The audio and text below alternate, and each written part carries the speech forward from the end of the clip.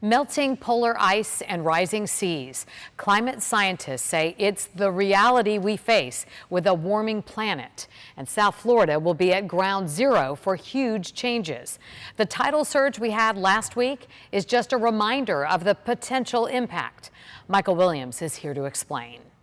Kelly, all of us need to think about this. Water, water everywhere. This is a snapshot of Boynton Beach just 30 or 60 years from now, 2060, 2080. The UF Geoplan Center put this together, sea level rise scenarios. And we are talking in Boynton Beach, there's Boynton Beach Boulevard, just as a snapshot, 3 feet of water along the intracoastal, the mainland at high tide. What does that mean for whether you can buy a place or insure it? Can you live there? Will you have to move elsewhere? Will there be huge relocations? What's it mean for our water supply and saltwater intrusion? What we know for certain is it's a problem, a rising tide that can no longer be ignored. Do not bet against nature on sea level rise. What's the worst look like? It looks bad. Dr. John Renne is an urban planner at Florida Atlantic University. I will choose not to ignore it, and I chose to buy a house that's 15 feet above sea level. This is Palm Beach today. And this is what sea level rise models predict it might look like around Royal Palm Way near the famed Worth Avenue in just 40 short years.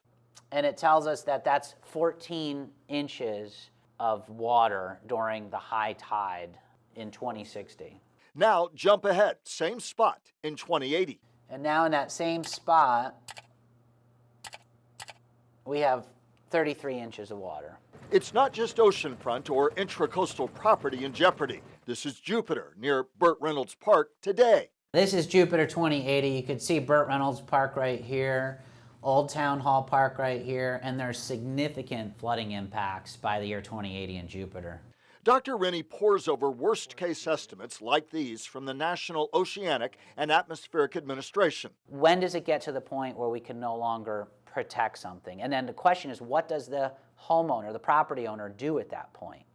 We're building them higher than we used to. Tyler Matthews is doing something Between 1 foot to 2 feet higher than they used to be built. he and the company he works for, Seawall Dock and Boat Lifts, is future-proofing the docks and seawalls it builds at homes like this one in Palm Beach Gardens. A lot of the new docks are being constructed higher, so people are kind of following suit. Problems in our community will pale, though, to the impact of sea level rise on lower-lying areas south of us.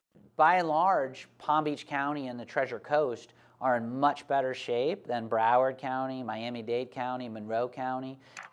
FAU designed computer and visual aids to put you in the virtual middle of Fort Lauderdale's trendy Las Olas Boulevard. You all developed special goggles to show us what Las Olas Boulevard could look like with sea level rise 2080 and 2100. It's a daunting image. Las Olas Boulevard possibly flooded by 3 feet of water at high tide in 2100. You're going to see tremendous amount of economic and social impacts. People are going to be migrating further north into Palm Beach County and the Treasure Coast because we are on higher ground. And yet another snapshot, the Martin County area with Palm City at the center here in 2040. See the South Fork of the St. Lucie River, the water spilling past its banks here on the intracoastal, all that blue. That's 2040. Now look at 2060, bluer and deeper. And in 2080, even more so. That is a lot to mitigate against, and we can do it perhaps. Seawalls, higher roads, buildings built higher, pumping stations, but for how long and how far can we fight this growing tide? It is simply a problem we will continue to explore in the months and years to come, both here as a story and as a community. And the reminder simply is that whatever you think about the data, it's a problem that simply no longer can be ignored. Kelly?